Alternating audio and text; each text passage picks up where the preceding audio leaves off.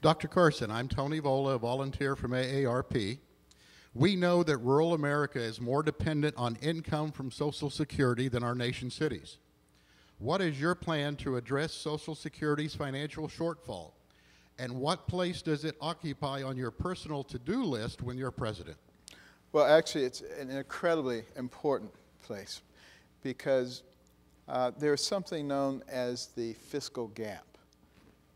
You don't hear politicians talking about it, but I'm not a politician, so I'll talk about it. You know, it is the unfunded liabilities, Social Security, Medicare, Medicaid, all the departmental programs, cabinet programs, the money that we owe going forward, versus what we expect to collect in revenues from taxes and other revenue resources. Those numbers should be almost identical. And when they're not, and you bring that forward to today's dollars, that's what the fiscal gap is.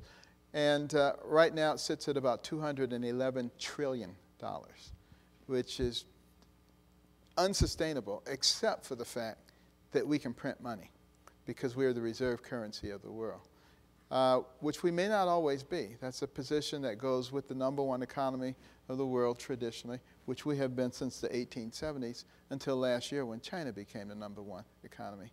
Would they like to be the reserve currency so that they could print money? Absolutely. It would help solve a lot of their problems. At least they would think they were solving them. They wouldn't really be solving them, just like we're not really solving them. But when we lose that ability, we're in big trouble.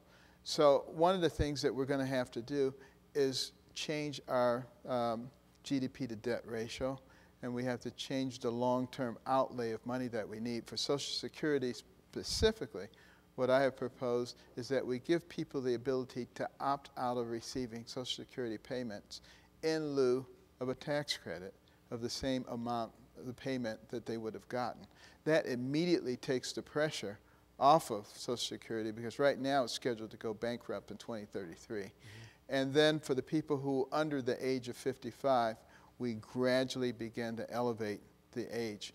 Because remember, when it was put in place, the average age of death in America was 63. And now we're talking 80. And we have been very negligent in terms of adjusting. So that's why we need to do the 20% thing. But I think that would work very effectively. Thank you.